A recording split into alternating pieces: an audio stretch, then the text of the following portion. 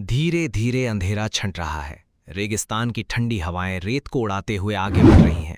दूर क्षितिज पर सूरज की पहली किरण दिखाई देती है और उसी सुनहली रोशनी में चमकती है मिस्र की महान धरती।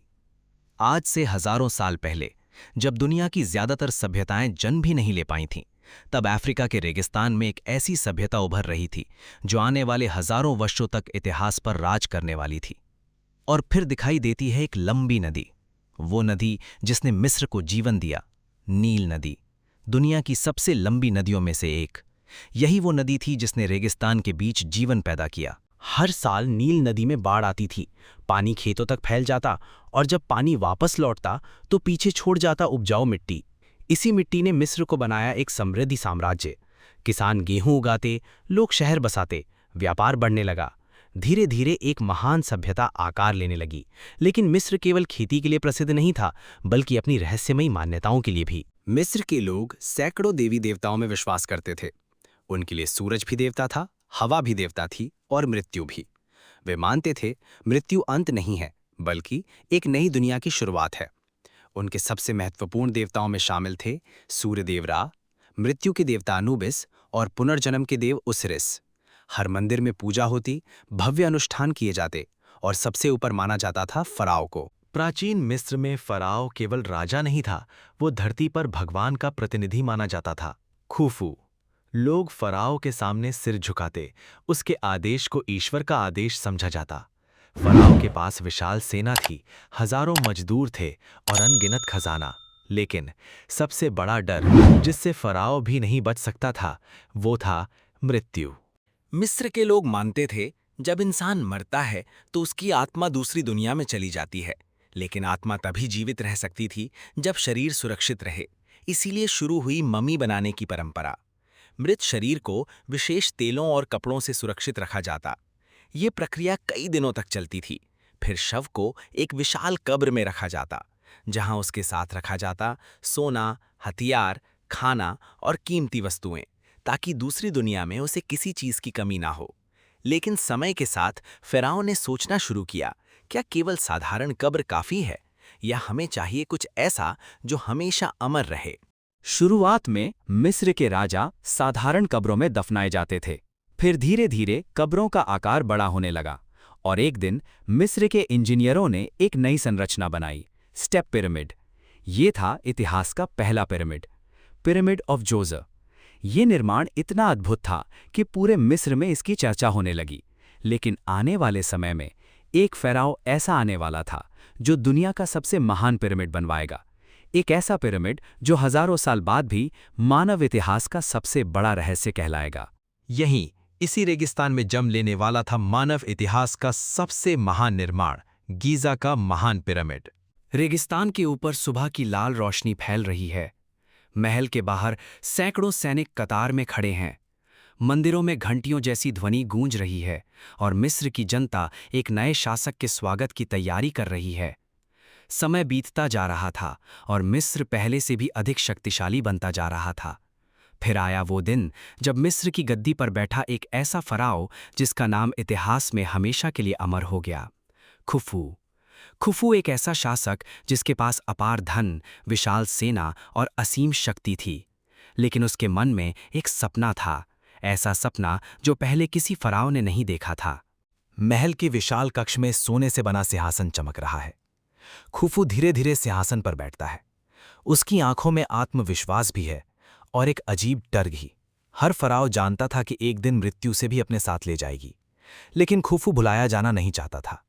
उसने अपने सलाहकारों से कहा, खुफू, मैं ऐसा निर्माण चाहता हूं जो समय को भी चुनौती दे सके। जब हजारों साल बीत जाएं तब भी दुनिया मेरा नाम याद रखे। महल में सन्नाटा छा जाता है, क्योंकि सभी समझ चुके थे खुफू कुछ असाधारण करने वाला है। उस समय मिस्र दुनिया की सबसे समृद्ध साम्राज्यों में से एक था। नील नदी के कारण खेती भरपूर होती थी। व्यापारी दूर देशों से सोना, लकड़ी और कीमती पत्थर लाते थे। विशाल जहाज नील नदी पर चलते थे और मिस्र के मंदिर सोने से चमकते थे।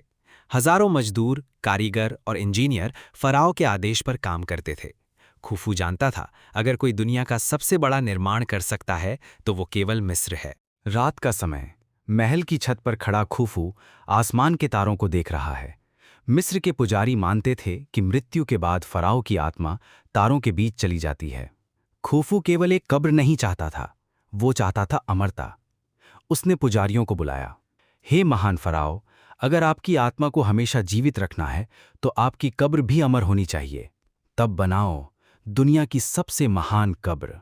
इसके बाद इंजीनियर और ज्योतिषी पूरे मिस्र में सही जगह ढूंढने लगे।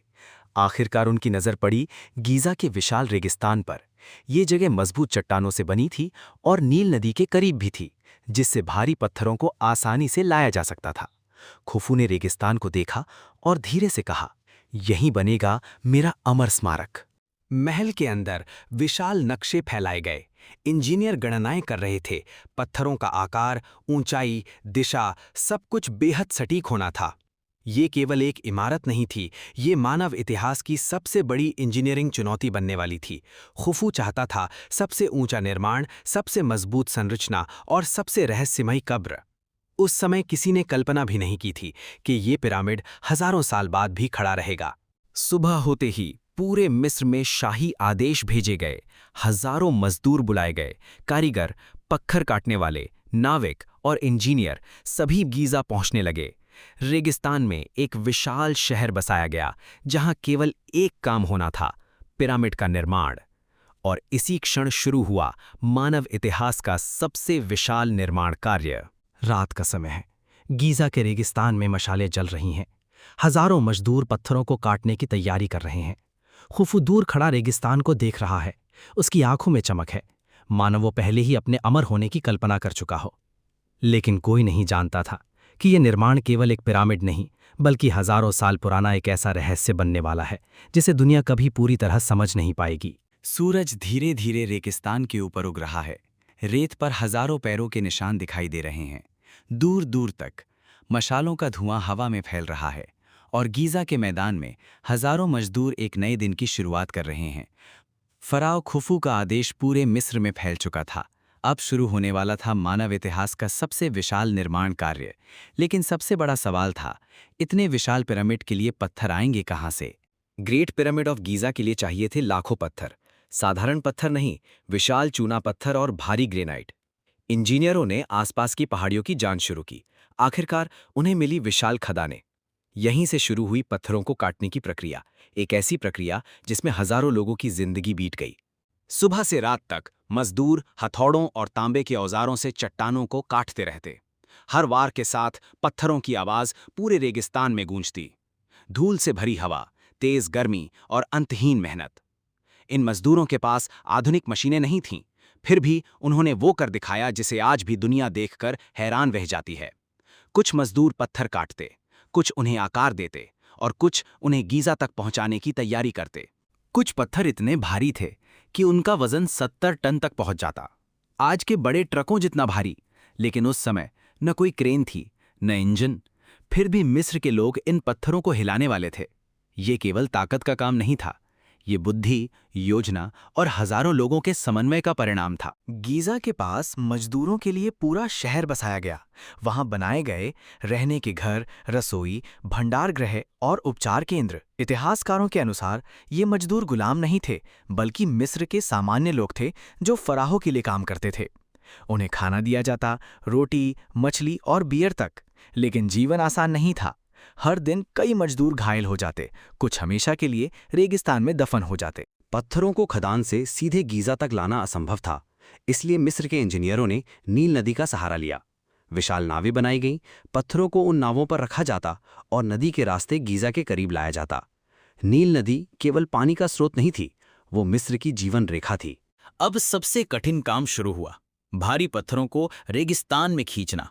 लकड़ी की स्लेज बनाई गई, पत्थरों को रस्सियों से बांधा गया और सैकड़ों मजदूर उन्हें खींचने लगे। रेत पर पानी डाला जाता ताकि घर्षण कम हो जाए। धीरे धीरे पत्थर आगे बढ़ते। हर कदम के साथ मजदूरों की सांसें तेज होती जातीं, लेकिन कोई रुक नहीं सकता था, क्योंकि फ़ारो का आदेश ईश्वर का आदेश माना जाता था। महल के अंदर इंजीनियर लगातार गणनाएं कर रहे थे।